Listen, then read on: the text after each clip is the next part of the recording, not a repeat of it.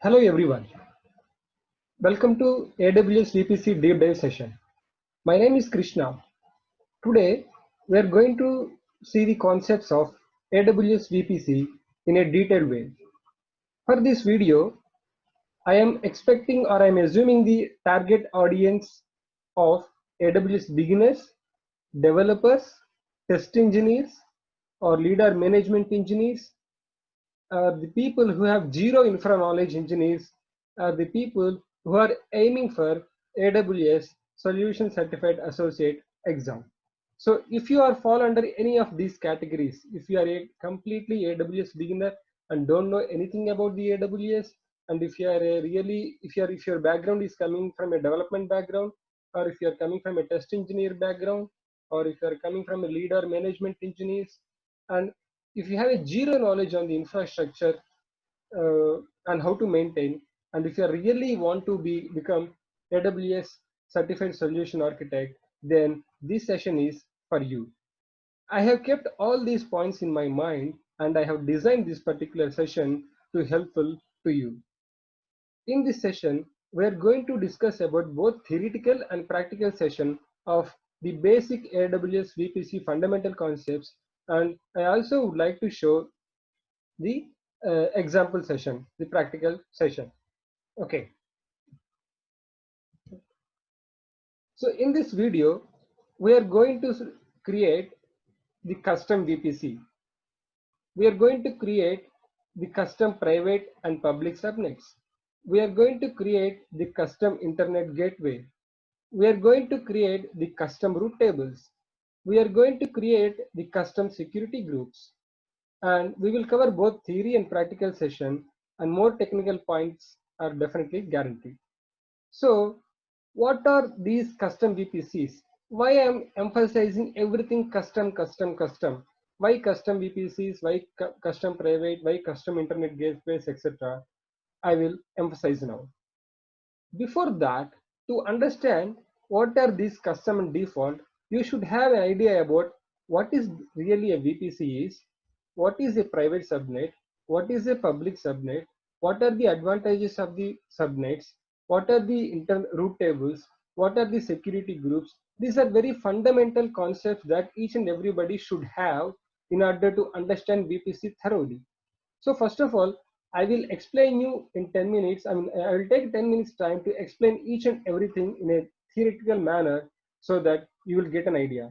Once you get the idea, then I will explain you about why we are going for the custom and why we are not going for the default VPCs or the private private subnets which the AWS is giving to us.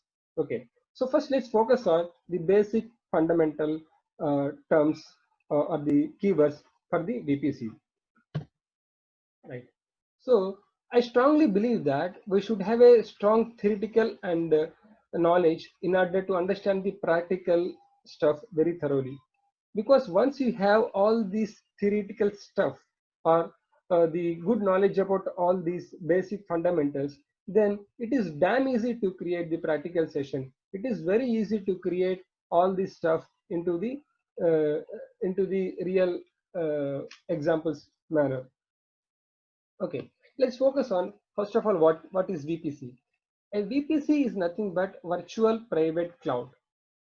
Okay, so whenever you create whenever you create an account in the Amazon console, you can see these VPCs in all the different regions. A VPC is nothing but your own private cloud in the cloud. It is your own private cloud. Okay, nobody can see or nobody can enter into your VPC. This is your private cloud. Okay, in that VPCs we have, when you create an account in the Amazon console, we have different regions. Okay, we can create the VPCs in US region, Singapore region, India region, or Ireland region. Across the worldwide there are so many regions which AWS is offering, and it is up to us in which region we have to create the VPC. Okay, so the first and foremost thing what we should do is we have to create a VPC, right? So now the question comes, in which region we have to create the VPC. For the practical purpose, you can create the VPC and all this stuff in any region which you would like to have. But I would like to tell you here a few points why we need these VPCs, why the VPCs are important. Okay, let's assume that I have a product, I have a banking product which is offering some rating agencies or credit risk or credit ratings stuff. And let's say, for example, I am based in India and I want to sell this product to an Australian bank. So when I sell my product to the Australian bank may put a condition saying that this entire code must be in the Australian territory to meet their legal and compliance requirements. So for this particular purpose, I cannot travel to the Australia and I cannot take a new server there. I cannot take a new connections. I cannot go for the internet connection. I cannot go for a building to host my servers there, and I cannot do all this stuff, right? Instead, even in we are in India, we can host our application in the Australia region through AWS. That is the real advantage of the AWS regions. Wherever you are, no matter wherever you want to host, yes, you can do. So it really opens up the windows of hosting mechanisms. If you have a product and if you want to sell to the US customers in the US region, yes, you can do, and you can host your application in the US region. If you want to deploy the same application and give the services to the Europe clients, yes, you can do in the Ireland region. And throughout the globe, we have different regions: Singapore, Australia, India, so many things. So whenever you are doing uh, in the real time, definitely you will go for the different regions. But for this practical purpose, you can select any VPC and you can create any VPC. Okay, so when you create an account in the AWS, by default, in each and every region, the AWS will give you a default VPC. It will give you a default VPC. The default VPC comes with the default subnets, default internet gateway, default route table, and etc. etc. So my suggestion for you is, do not create anything with the default VPC. Do not create anything in the default VPC.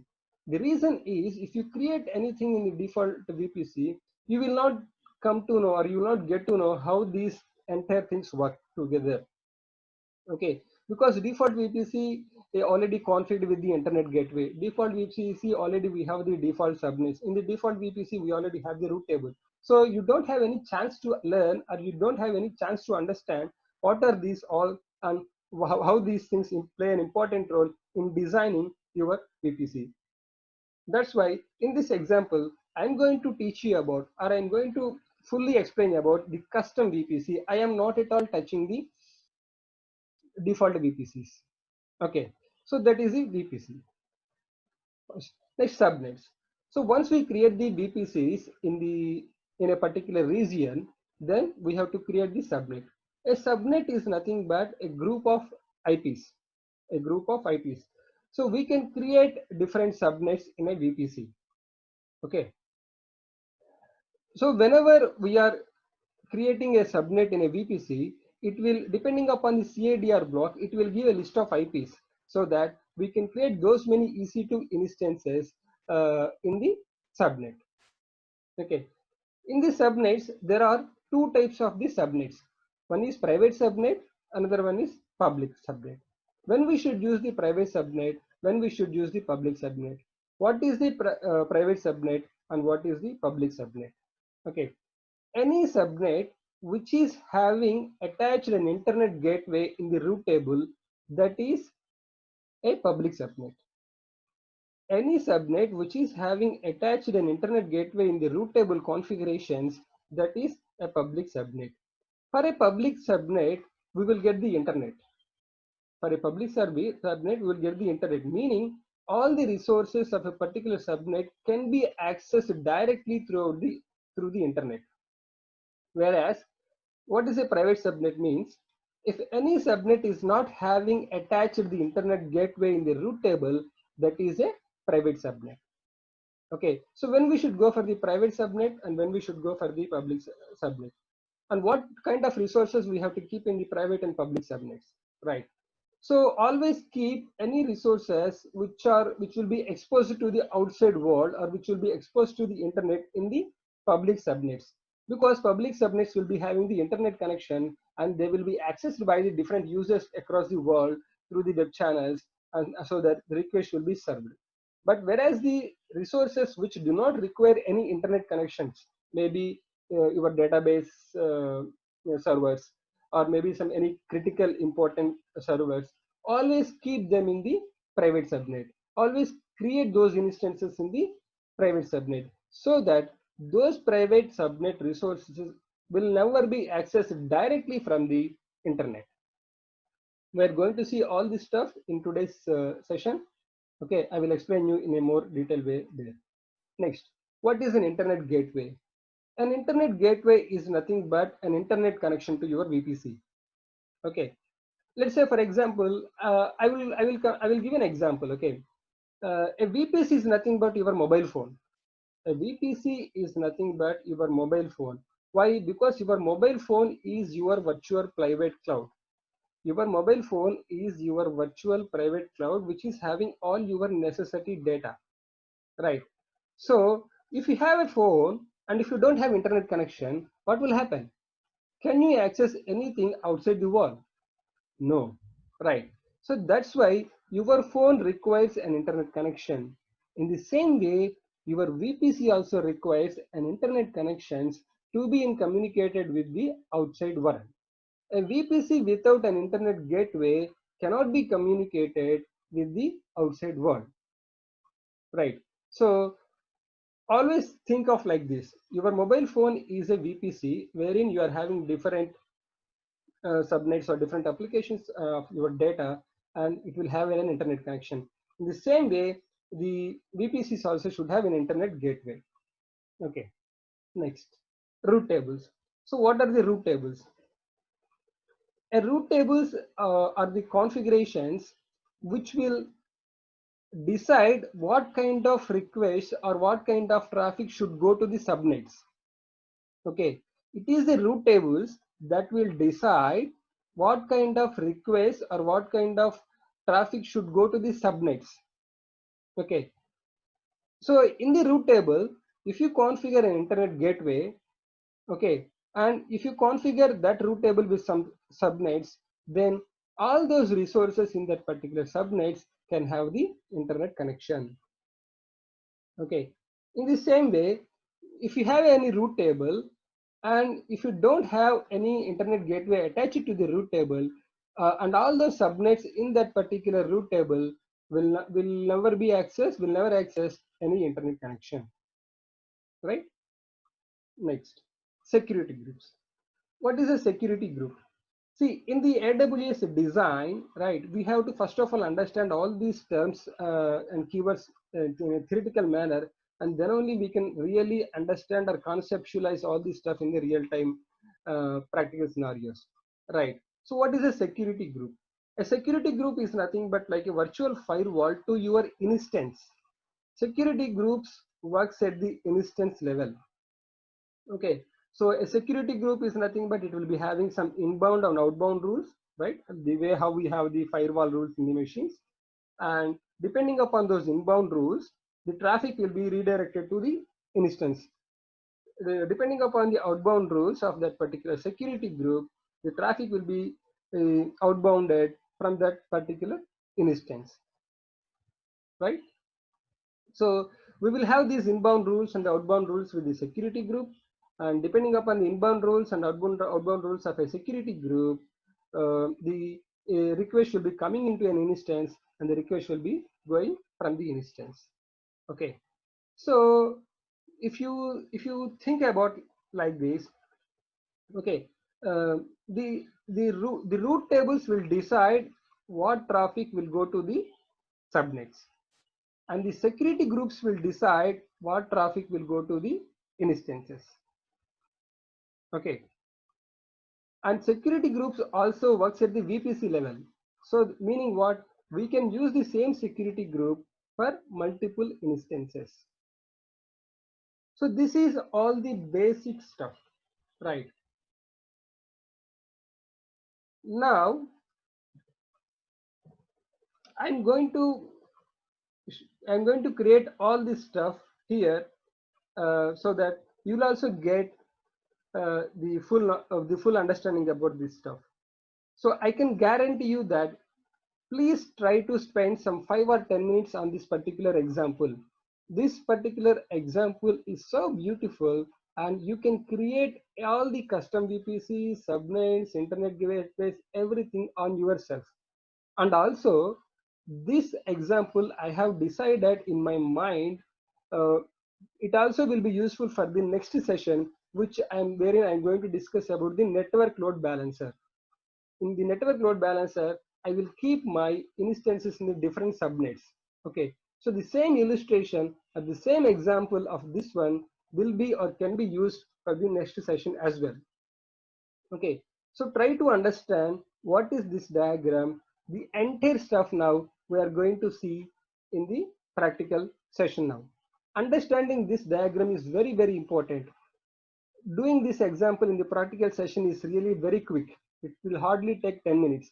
But I strongly recommend, I strongly encourage you to understand this example thoroughly so that it will be very easy for you. Okay. So here I have given some steps, right? Step 1, step 2, step 3, etc. All this stuff we are doing now by steps wise. I strongly believe that you can also do the same stuff even by pausing this video, or once you understand this video, you can do all this stuff in your AWS account. Okay. So first of all, what is the step 1? The step 1 is creating a custom VPC, right? So we are not touching anything the default VPCs, and we are creating the custom VPCs. And I strongly believe you that my assumption is that you don't have any knowledge about all this stuff. That's why I have given the full details over here. What is the CADR blocks that we have to use while creating the VPCs and subnets and everything. So if you simply follow this example, definitely it will be helpful to you. So why I am emphasizing all these theoretical and practical sessions is I want you to be an AWS solution certified architect.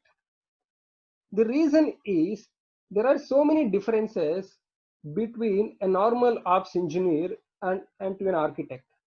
A normal ops engineer or a production engineer will think about only his particular task, right?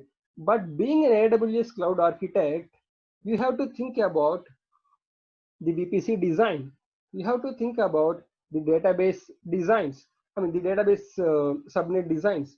You have to think about the security patterns. You have to think about the load balancers. You have to think about the pricings. You have to think about the regions. You have to think about the communication bit across the VPC between the subnets and between the security groups. Right? You have to think about the limits. Each and every service in the AWS will have limit. Of course, those are soft limits we can increase. They have limit. So there are obviously so many differences between normal ops guy who is working on the AWS and to an AWS solution architect. I want you to be an AWS solution architect. Even though you are a beginner, even though you don't have any knowledge, definitely we can do that. That's why I have given all the basic examples to you, right? And also this illustration, and really it will helpful to you. So please spend some time, maybe 5 minutes or 10 minutes, and understand this particular example. Okay. Now look at here. This is all our uh, image, right? I mean, this session, right? So look at here. The requests are coming to the VPC from here. The requests to the VPC are coming here, right? Now the step 1 is create your custom VPC. So creating the custom VPC, I have given the CIDR block. You can also use the CIDR block in any region. You decide in which region you want to create this custom VPC, whether it is US, Oregon, or Ireland, or Sydney, or Singapore, or India. Go to any particular VPC region and start creating this custom VPC. So this step 1 is custom VPC. After creating the custom VPC, what is the step number 2? The step number 2 is creating the subnets. Creating the subnets. Okay. So the process of creating subnet is same. Okay, but even though if it is public subnet or private subnet, the process of creating the subnets is same. Okay, so in the subnet, we are using this CIDR block 10.0.1.0/24. In the second subnet, we are using 10.0.2.0/24. In the third subnet, we are going to use 10.0.3.0/24. Okay, so that we will get different IP addresses per each subnet. Okay, so the second step is create three subnets.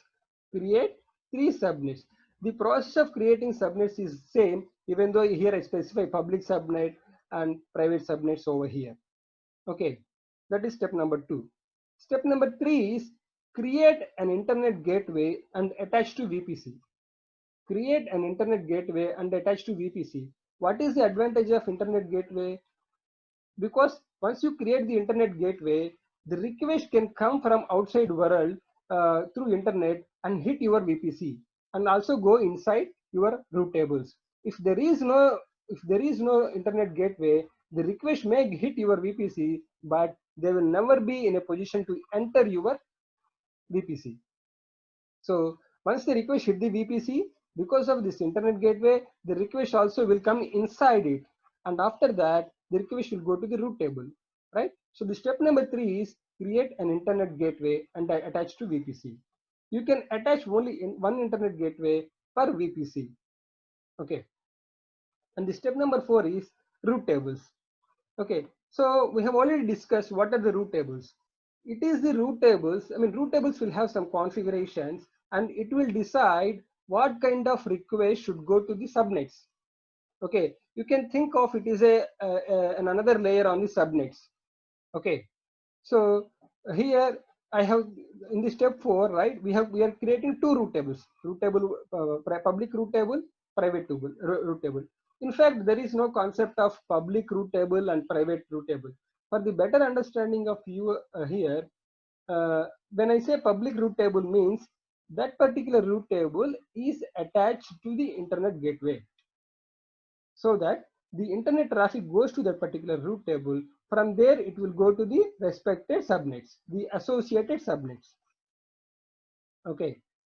And what is a private root table? So here we have another private root table. Here we did not attach any internet gateway, right?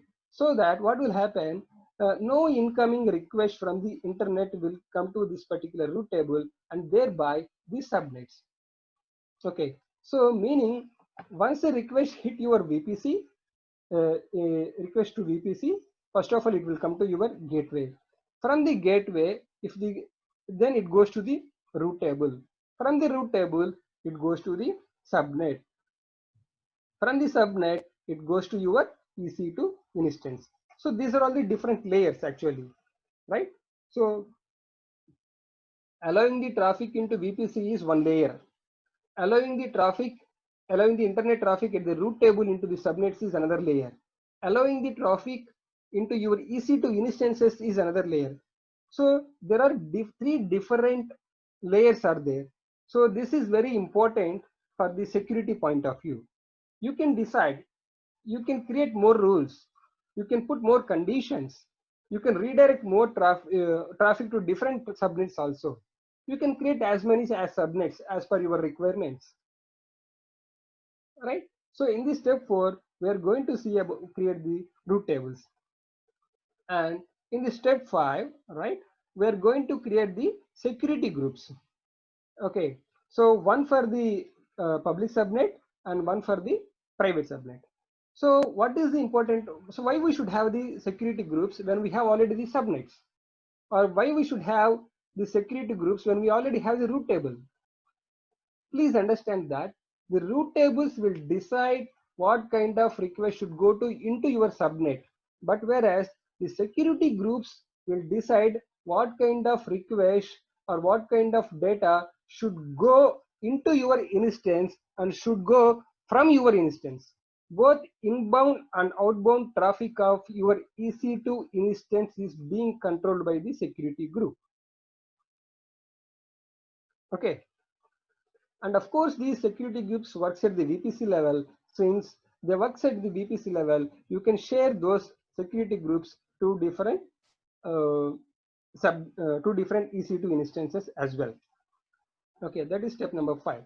In the step number 6, so once we design everything, all the basic infrastructure, then what we are going to do, we are going to launch 3 EC2 instances. In the steps number 6, we are going to launch 3 EC2 instances, one in the subnet and two in the two different subnets. And in the step number 7, we are going to assign the elastic IP to the instance in the public subnet. In the step number 7, so once the public instance is ready, we will create an elastic IP for that, and we will access that particular subnet from the internet. So this is all the stuff that we are going to do. Okay. So you can ask me why I have taken the public subnet, why I have taken the private subnets, why I am not allowing the private subnets to the internet world, why I am allowing only the public network resources to the internet. Because in the next example, I am going to show you about how we do the network load balancing in the AWS. When we are doing the network load balancing, we should have two different subnets with two IPs in different regions. Okay, so that's why here I have taken private subnet 1 and private subnet 2. Now in each of these private subnet, I'm going to launch one website and I'm going to show you. Also, the most important stuff is that uh, I will show you how this public subnet, how this public instance will be accessed through the elastic IP. So I hope you understand all this stuff. This is a very, very beautiful and nice example. I strongly recommend to go through one more time also if you need it, because all these fundamentals are very important. Okay, once if you're thoroughly good, then move further. Okay, now let us go back.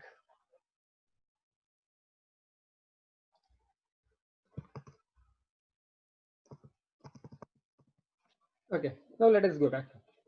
So are you able to see here? This is our AWS management console, right?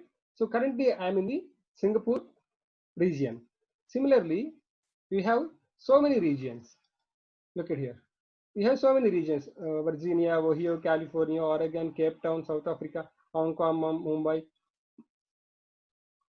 All these regions are there. So you can create your custom VPC, or you can start your practical work in any of these VPCs. No problem. Okay. Currently, I'm taking this Singapore VPC.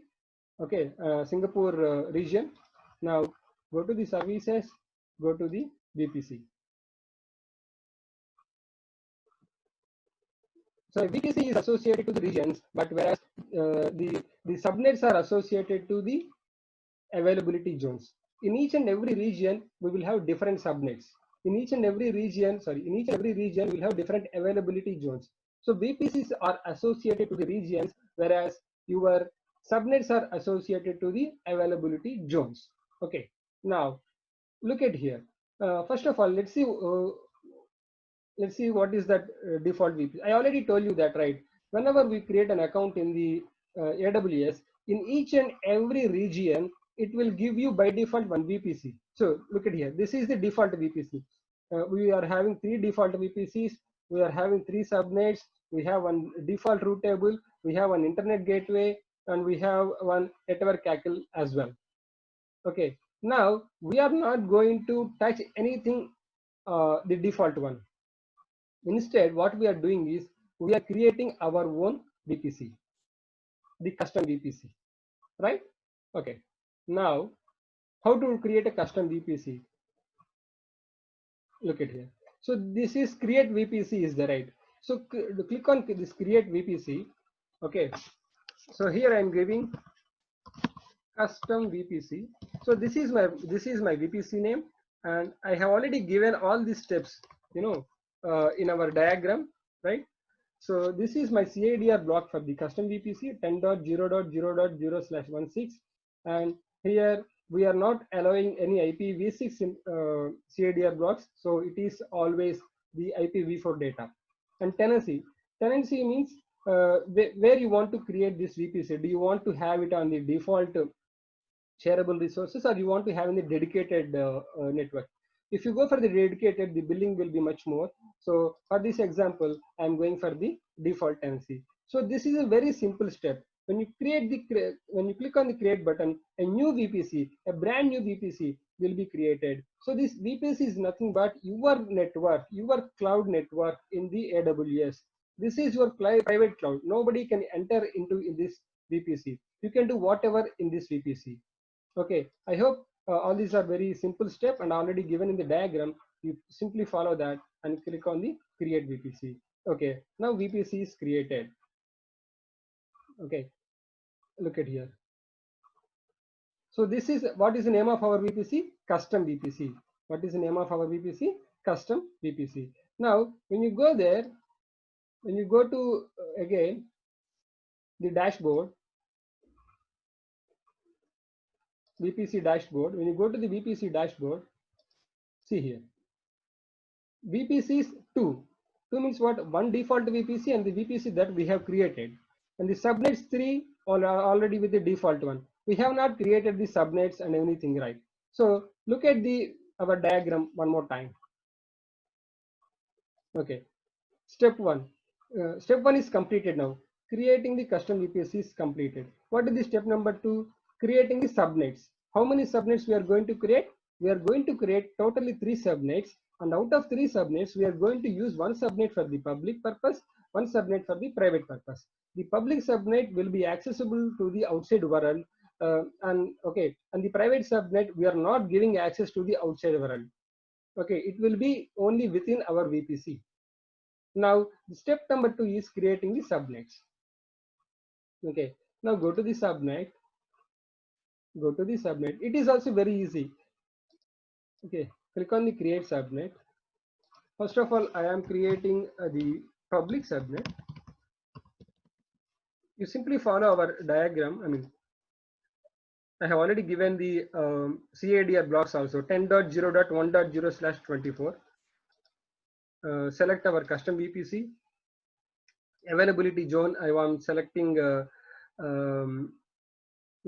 Southeast one here, and CIDR block I am selecting 10.0.1.0/24. right? This is what we have given in the demo, right? 10.0.1.0/24. That's it. We can create the subnet. So what is most important thing while creating the subnet is what availability zone we are selecting.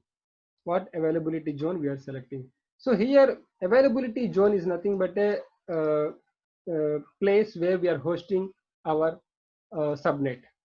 So in AWS we have different availability zones for each region to increase our fault tolerance or to increase our high availability-ness, right? So currently this particular subnet I am creating in the AP Southeast 1A availability zone. Just click on create. Now subnet is created. We have created only subnet. Still we have to create the 2 more subnets, right? So let me create those 2 more subnets. I'm giving here private subnet 1 and VPC. So we have to select what VPC we want to attach. So our VPC name is custom VPC. We have selected availability zone. I am selecting the different availability zone now. Okay. And what is the CIDR block? You can just go to our block. Here I have given the full details. 10.0.2.0/24. 10.0.2.0/24. Create. So this is what the subnet 1. Okay, one more subnet is created, and I'm creating one more subnet now, the subnet 2, and this is also in VPC.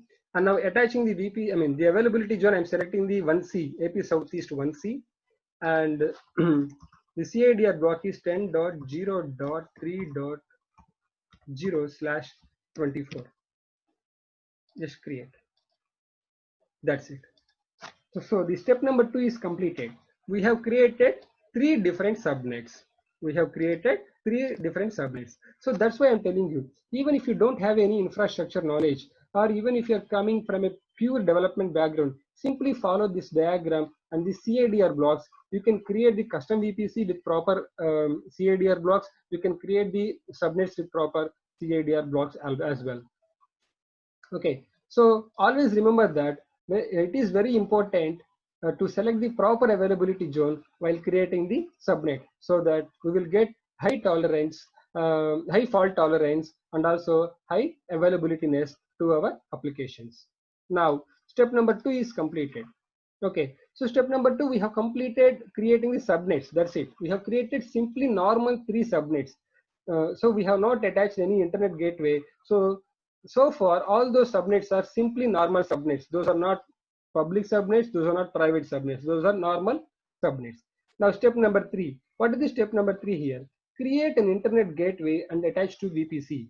Why we should create the internet gateway? Because we want to have an internet connection to our VPC, right? Let's say it is also like your mobile phone internet connection. If you have your phone is nothing but also a VPC for yourself.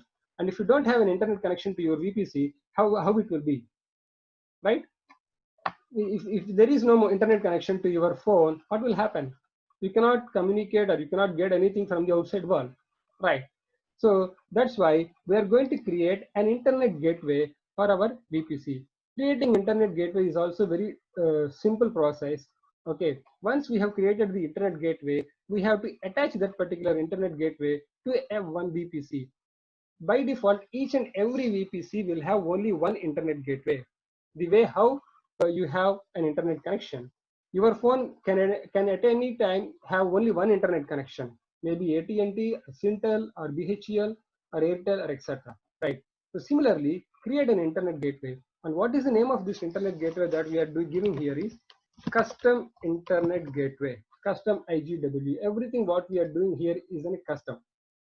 Okay, now the custom internet gateway has been created and we want to attach this particular gateway to the VPC.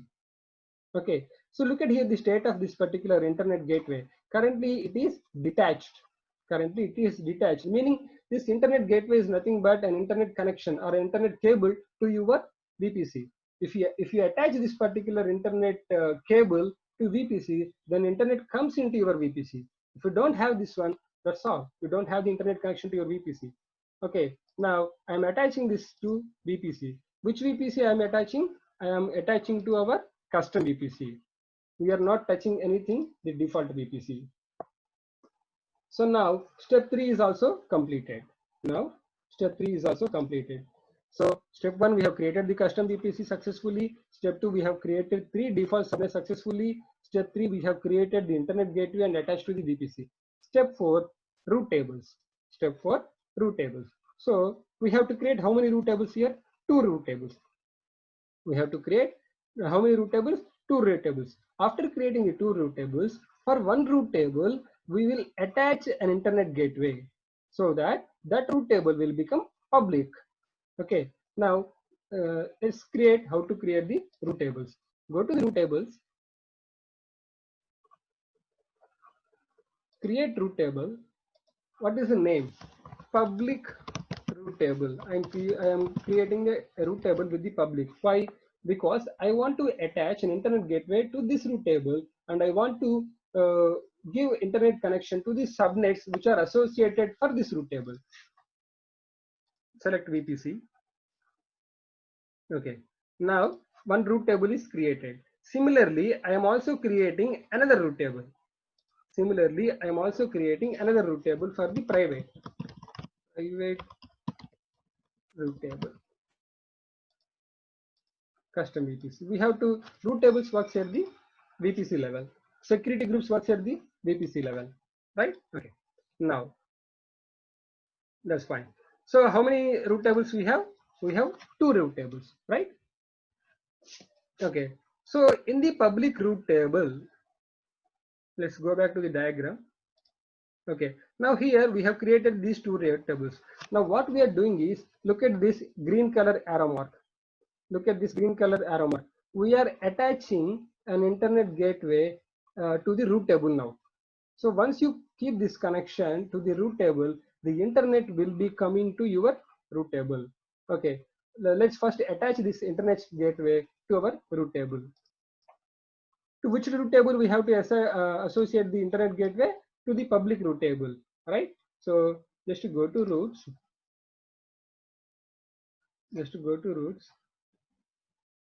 and here look at here. This is like a rules. The root table will have the different roots, right? But depending upon the roots, the data will be going to the subnets. So now I am assigning.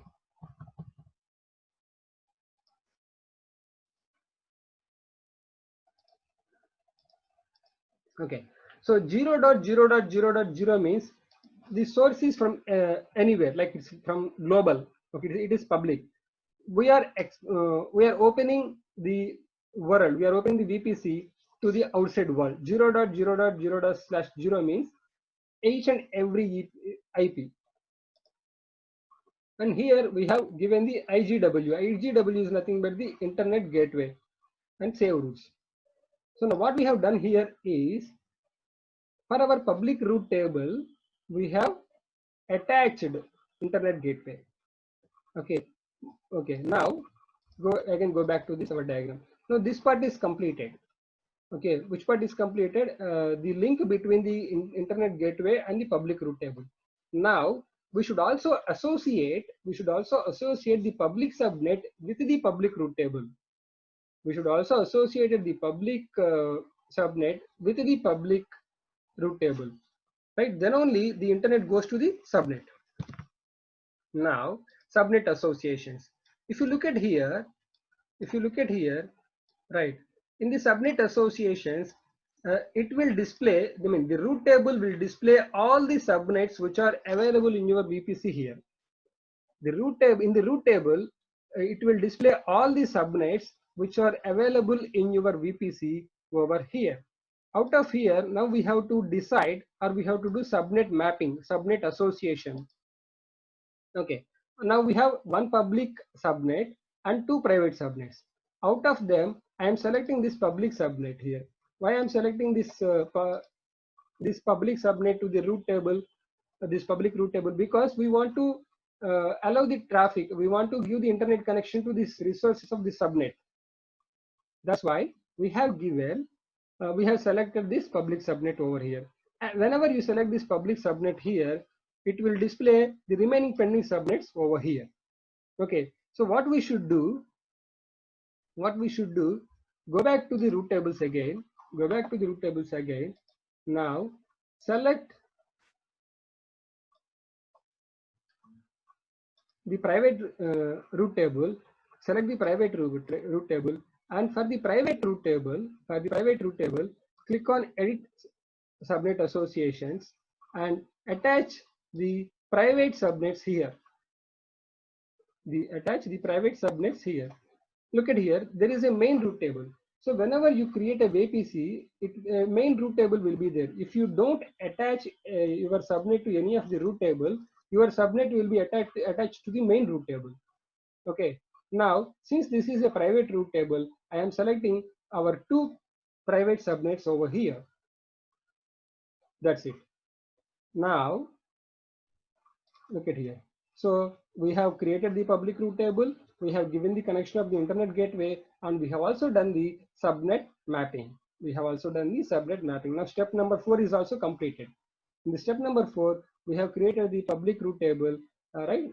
We have given the internet connection, and we also associated the respected subnets. And also in the private root table, we did not select any internet gateway, and we did not attach any internet gateway to the root table, but whereas we have associated the respected subnets to the root table. Now step number 4 is also completed. Now step number 5. Step number 5 is nothing but the security groups. So we can create the security groups at the VPC level. A security group decides what traffic should go inside your EC2 instance and what traffic should go outside your EC2 instance. A security group is also like a Windows firewall. outside your Windows EC2, outside your EC2 instance. Inside your machine, inside your EC2 instance also, you will have operating system level firewalls. The operating system firewalls are different from the security group rules. So all these are different layers for implementing the proper security mechanisms. Now we are going to create two security groups. Again, one security group for the public, one security group for the private. So these security groups we will use or we will attach whenever we are creating the instances in those subnets. Okay, now let us go back to the now we are going to create the security groups. Security groups really play an important role. Okay.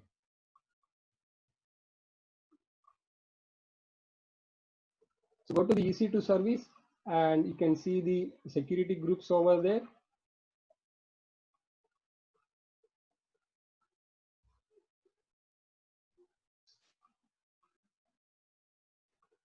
It's loading. Security groups. See here, security groups, right?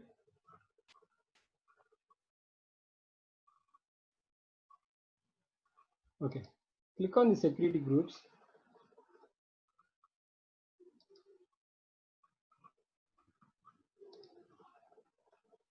Click on the security groups.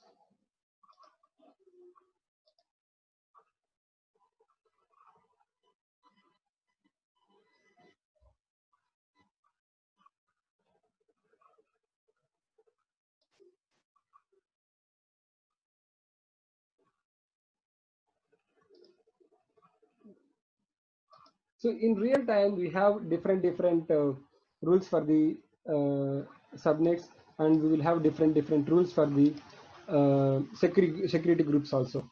So if it is really critical resources like database connections or critical systems, we will not allow anybody, or we will not allow any requests into the security groups except really the important ones. Now we are creating these security groups.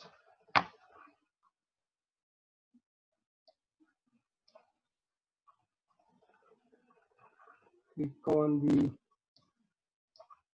scroll further down. Click on the security groups. We are going to now create the two security groups. One is public subnet, public subnet instances. Another one is for the private subnet instances. So while creating the security group, right, we have to specify. We can specify both inbound outbound connections. So this one is public security group. I'm creating public security group. So I'm also giving the description also the same way. And VPC is custom VPC. So look at here, custom VPC, right? And what are the rules? So by default, look at here. By default, what rules we have here? Inbound rules, right? First of all, let me create the security group. Now I will modify the rules here. Inbound rules, right? See, look at here. Are there any inbound rules here? There are no inbound rules. Are there any outbound rules? Yes, there is one outbound rule. So what are the inbound rules? Because now in this example now, I am going to create two Windows boxes. So we want to RDP into those machines. We want to RDP into those machines and see. That for that purpose, I am creating an inbound rule. I am creating an inbound rule which will allow us to RDP into the boxes. Which will allow us RDP into the boxes. Okay, this is one rule. Okay, this is one rule. I will show you. Okay, okay. So with this rule, right? It will be RDP. We can RDP into the public security group. Now again go back. Again go back and create one more security group for the private. The instances in the private subnet. Private security group. and also select your VPC. And here also delete here also don't delete any outbound. Here also add one more rule. Here also add RDP, because we should be in a position to RDP into the server, right? So that's why I am giving the uh, RDP rule as an inbound rule, as an inbound rule, and this will work at the VPC level. So create security group. That's fine. Okay, now we have created the security group also. So now we have done all this stuff. We have all completed all the steps from 1 to 5. We have created the VPC, we have created the subnets, we have created the internet gateway, we have created the route table and configured, and we have also created the security group and set the inbound rules. So what is the step number 6? We have to launch the instances. We have to launch the instances. Okay, now I will show you how to launch the instances from the AWS console. So launching AWS instances is nothing but creating instances. You can create instances of any operating system which Amazon is offering. For this particular session, I am going to create the Windows operating system in all my 3 boxes. Why? Because later I want to use the same boxes to demonstrate how the network level load balancing is going to work with these instances. So that's why now we're going to create 3 Windows boxes. 3 Windows boxes. Out of those, 2 are in two are in private subnet and 1 is in public subnet. You can ask me, why are you creating the 2 instances in the private subnet? Of course, we can create all these instances in the public subnet. So when you create the public instances, all the instances will be accessed by the outside world. I don't want to give connection, or I don't want to give access to my database, or I don't want to give my critical resources access to the outside world. I want to keep them safe. I don't want to expose them to the outside world. That's why we have created 2 private subnets which are in 2 different availability zones. And now we are going to create 2 private instances in each of these subnet. And we are also going to create one more public instance now. So that what will happen, from the outside world, we will connect to the public subnet, and from the public subnet, from the outside world, we will connect to the public instance, and from the public instance, we will be connecting to the private instances. That is the plan. Okay. Now launch instance. So launch instance is nothing but the creating an instance, creating a server. You can select whichever the operating system. You can select both Windows and Linux. And there are different AMIs available, Amazon indexes, Amazon machine indexes. So Amazon machine images you can follow. So for this example, I am selecting only free time only, because it will be there will be no billing. Okay, and so whatever I am going to tell you in this example, you can also follow. What you have to do is simply create an AWS console. When you create an account in the AWS console, select the free time, so that you can create you can practice all this stuff up to 1 year. Up to 1 year, everything is free. Everything is free. Okay, and also make sure that whenever you are using any new services, are they fall under the free tier or not? Okay. Now I'm going to create a Microsoft Windows Server 2019 base version. Okay. So we have selected our operating system. Our operating system is Windows 2019 base for all the 3, and I'm selecting t2.micro. Micro is nothing but it is an instance type. Okay, it will decide the RAM and the processor stuff, and the configure. Click back to the next, and here we are selecting our VPC. So our VPC name is custom VPC, and first of all, I'm creating a public instance, an instance which I want to expose. That's why I want to keep it in the public subnet. So that's why I have selected here custom VPC and public subnet here. Okay, and before going to the next, I want to emphasize here one more point. Whenever you are creating any instance in the AWS, what is most important is selecting a proper subnet.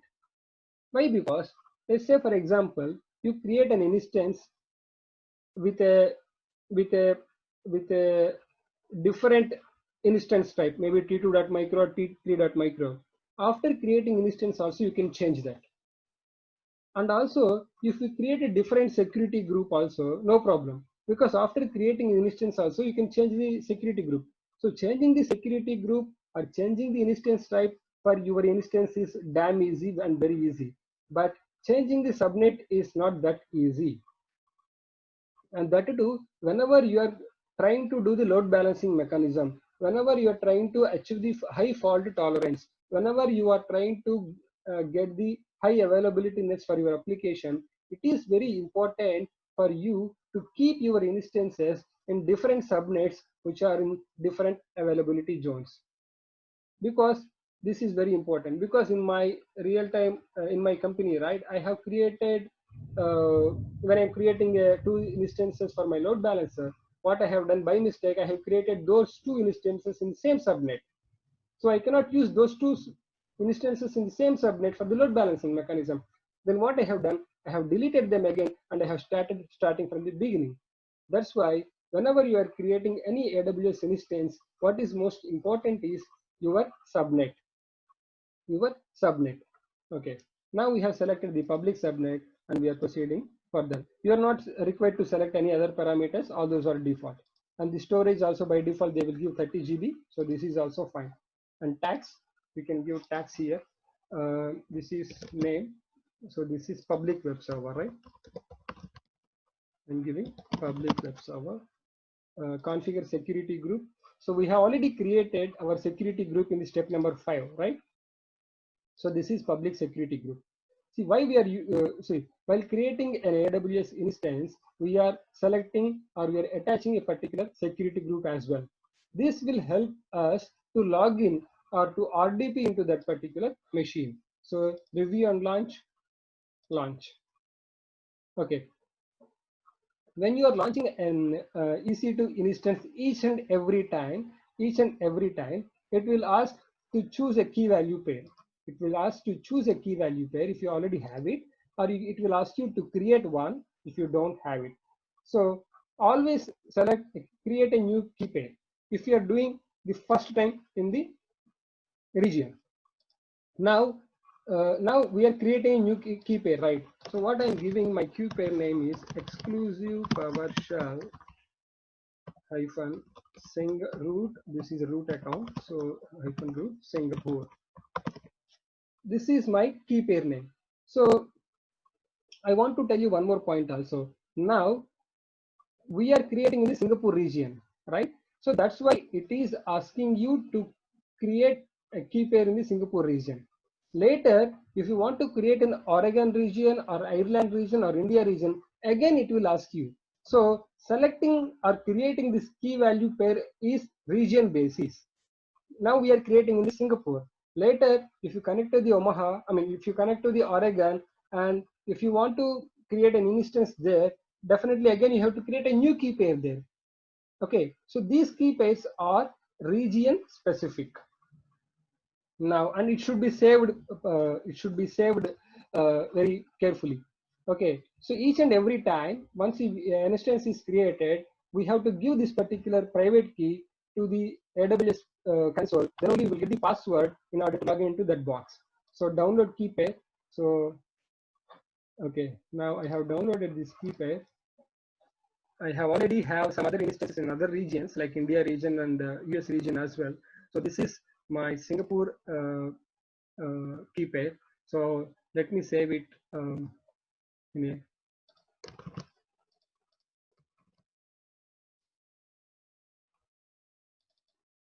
okay.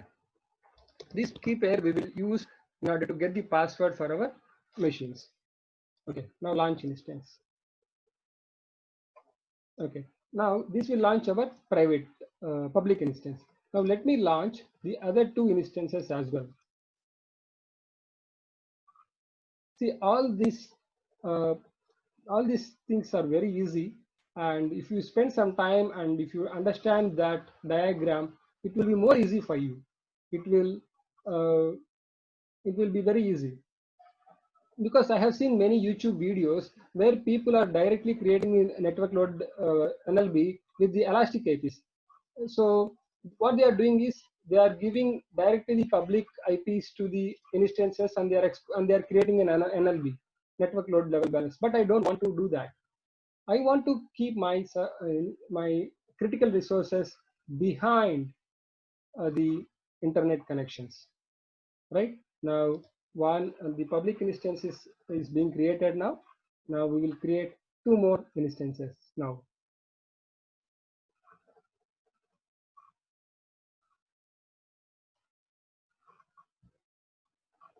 So now, while creating these two private instances, we have to choose two different subnets, because each and every subnet is has.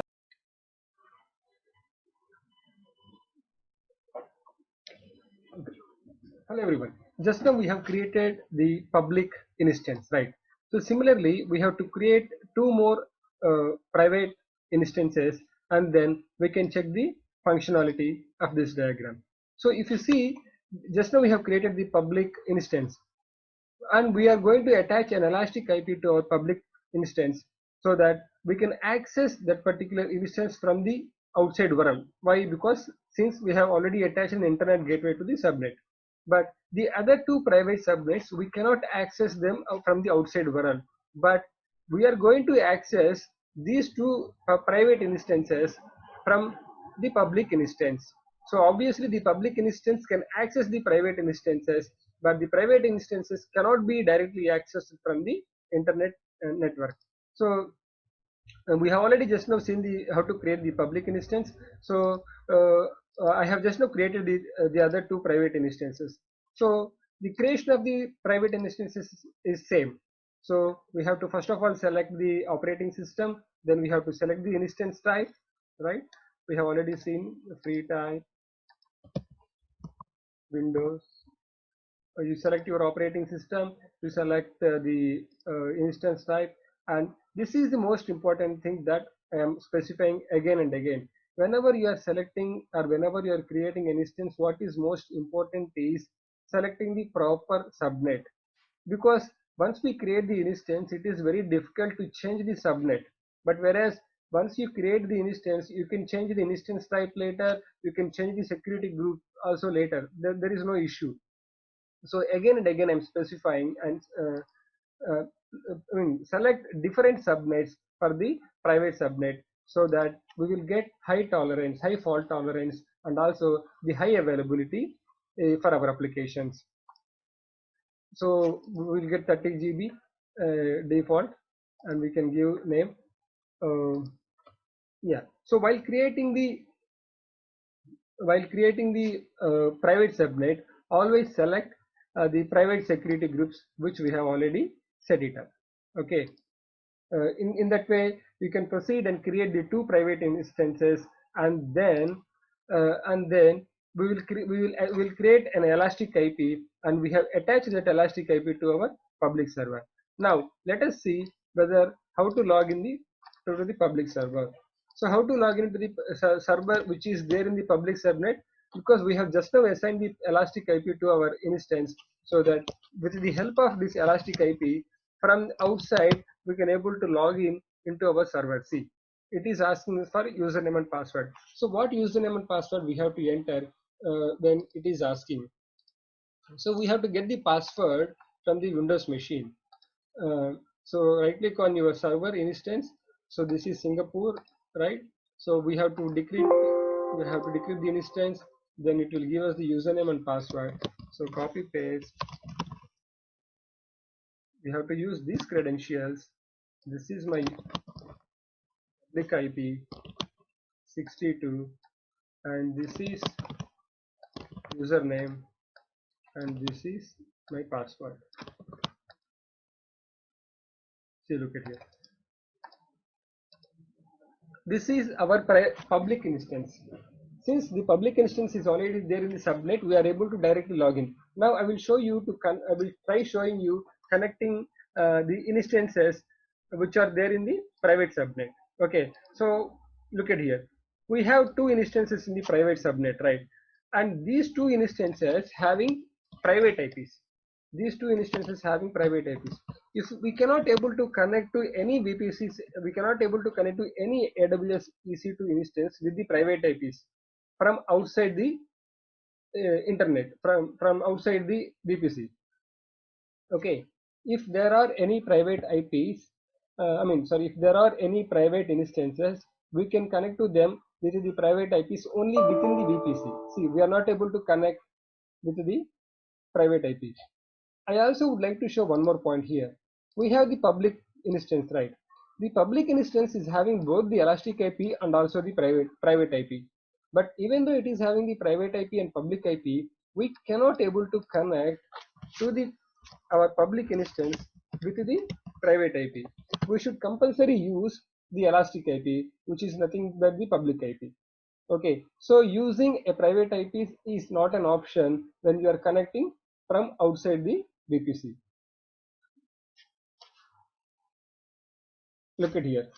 We are trying to connect to the public instance which is the private IP, but it will not work. We have to compulsory use the elastic IP, which is nothing but the public IP. Okay, now this is our public instance. Now let me connect to the private instances from the public IP, from the public instance. So I am going to connect 10.0.2.159 is my private IP machine. See, it is asking the username password, meaning we can able to connect. And also let me try the second instance 193.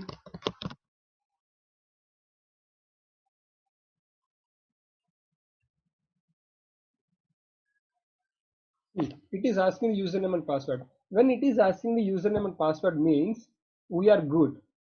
I mean, the security groups, the subnets, everything is allowing to connect to these private instances. If there is any issue with the subnets, or if there is any issue with the security groups, we will not able to see this username password credential dialog box. We will get a timeout error. We'll get a timeout errors. So if it is showing the username and password, we are good. Okay. So this is all I want to show you today. We have created one public instance and I want to show how to connect to the private instances from the public instance. The reason why I have chosen this example, again I am telling you, in the next example I want to show you an example of network load balancing. Okay, in that case I want to keep two instances in two separate subnets and I want to them to be private. So this is all we have done today. In the next session, we are directly going to see the network load balancer and we are going to see how the NLBs will be created and listeners and all that stuff. Okay. Now, before going further, I want to show you some more interesting things. Okay. Okay. So look at this slide. So break and test it. Okay, so what this break and test is? Now we have already set up our whole infrastructure, right? We have set up the VPC, we have set up the subnets, we have set up the internet gateway, root tables, security groups, we have created the instances, and we have also created the elastic IP to our instance. Now we have set up our total infrastructure. Now let us understand a few more, let us understand some more deeper. So in this architecture, when the requests are coming and hitting our VPC, first requests are going to our internet gateway. From the internet gateway, it is going to the subnet. From the subnet, it is going to the instance security group.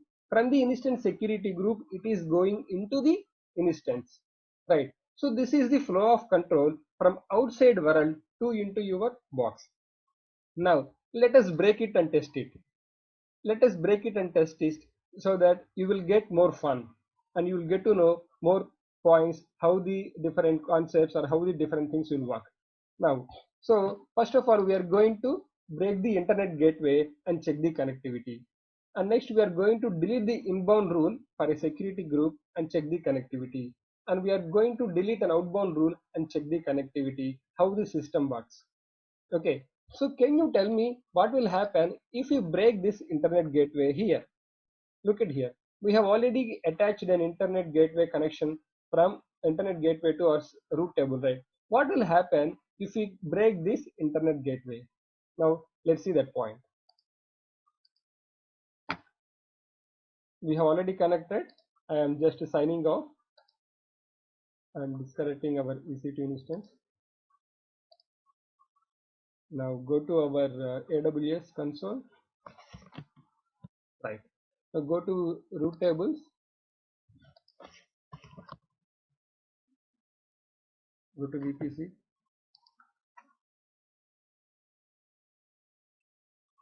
Go to VPC.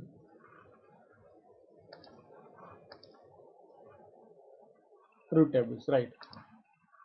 Now look at here carefully.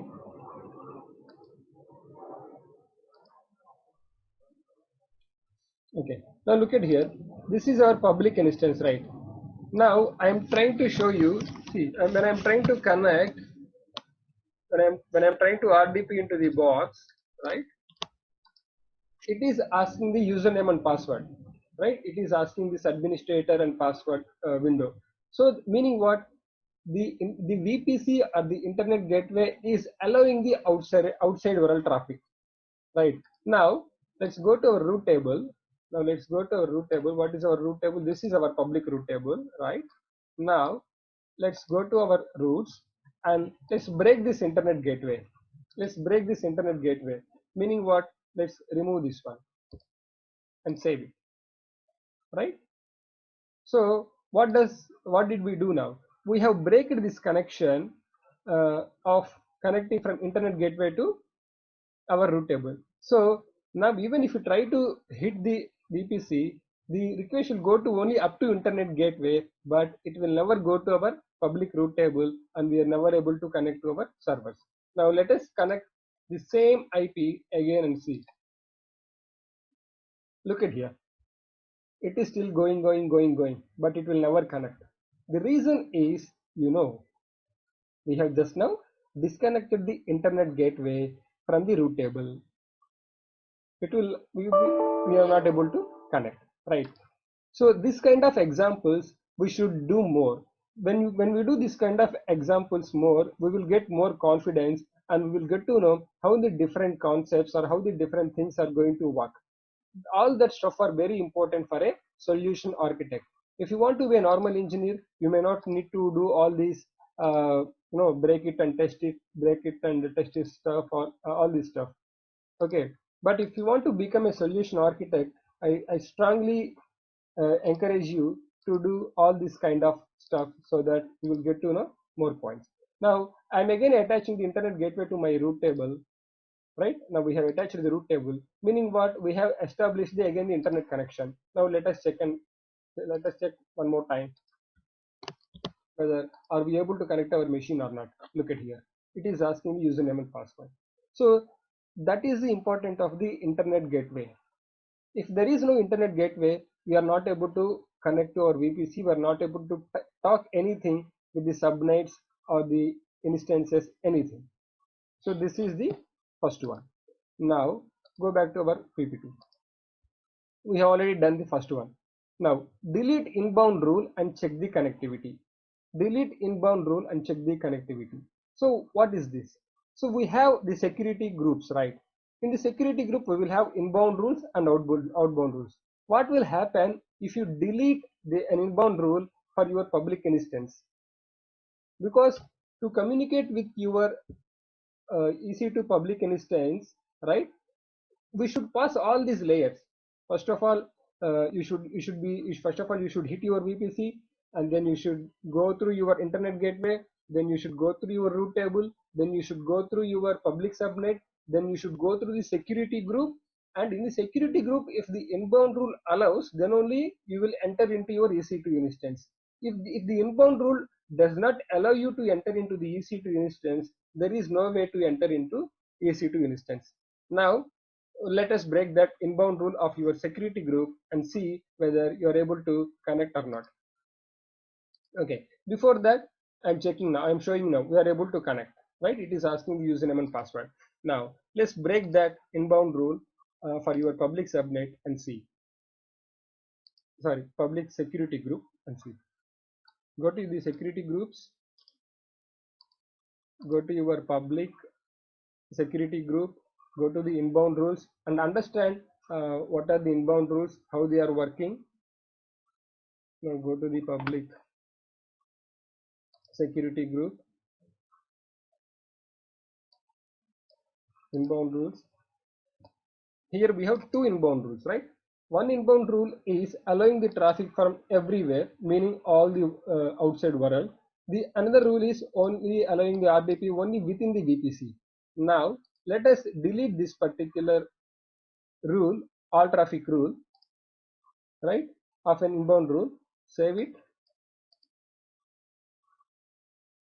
We have saved it, right? Now again try connecting our the same public IP from the outside world.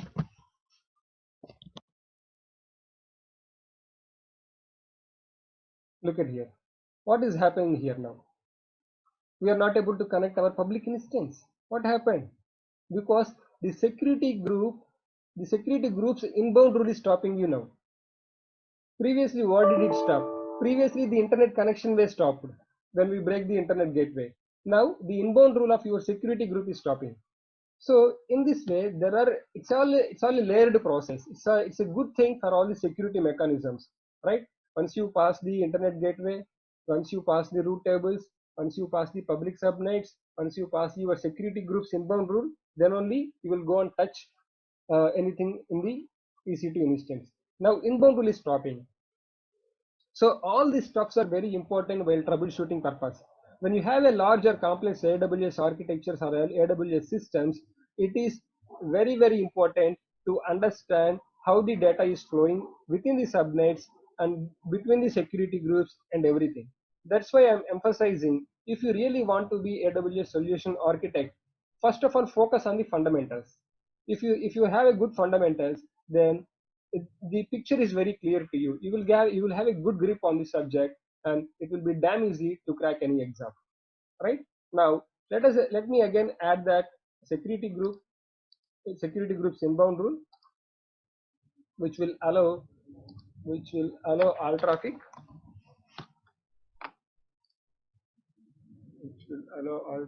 zero. Sorry, not this one. Cancel it. Public security group, edit inbound rules. Go here, add rule, specify all traffic 0.0.0. So this is allowing the total world into your servers. Save those. Now it is saved, right? Now let me again check my machine.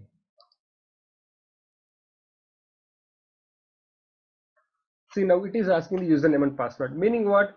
Now it crossed all the layers. It crossed the internet gateway layer, it crossed the route table, it crossed the public subnet, it also crossed the inbound rule of your security group, and that's why you are getting username and password options here. Right? Now let me give the username and password options here, and let me connect to this public instance, and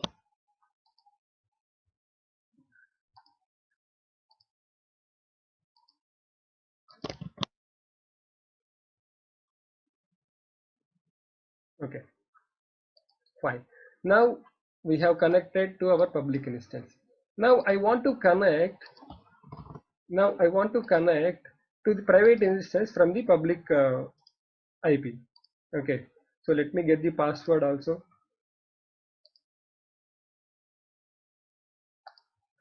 See, these private key files are very important for you, because whenever you create any account, right, it will ask that private key to for the password. Now this is my private IP. This is our private server, right? Private instance. Look at here. Now what we are doing is we are trying to connect to our private instance from the public instance. Of course, that is valid, right? That is our architecture is. We have designed our architecture to, which will support to connect the private IPs from our public IP. You are able to connect, right? Right. So this is what. Let's understand this one. In this example, right, in this scenario, we are able to connect the private IP from the public IP, right? That's why you are able to show here the remote desktop connection, etc. Everything. That's fine. Now stop it for a while. and go to our PPT and see the last third one. What is our break and test rule? Delete outbound rule and check the connectivity. So what is inbound rule and what is outbound rule? The inbound rule defines what traffic should go into your EC2 instance, and the outbound rule defines what traffic should go from your instance to the other instances. Right? Now, before going further, let's go to the public security group and try to understand the outbound rule. So whenever you create a security group, whenever you create a security group, right, the outbound rule will be by default, it will allow all traffic to go out. The outbound rule is supposed that it will allow all traffic to go out, right? So that's why you are able to see here for our public security group, all traffic, we are allowing all traffic to go out. Now I am stopping this one. I'm deleting this particular all traffic rule and I'm saving it. So this is outbound rule. Okay. Now let us go back to our public subnet. And now try connecting the same private IP. What will happen now? Let's see.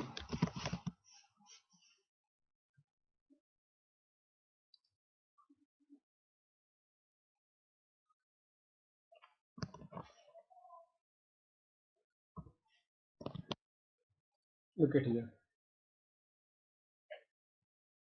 here. We are not able to connect the private instance.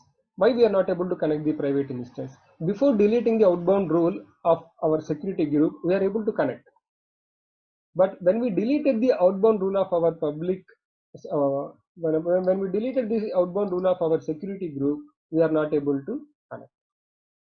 Why? Because this particular instance, public instance is not allowing any traffic to go out. That's why we are not able to connect. Right? Now let me again add back that outbound rule for my public subnet. Just allow all traffic 0.0. Save it.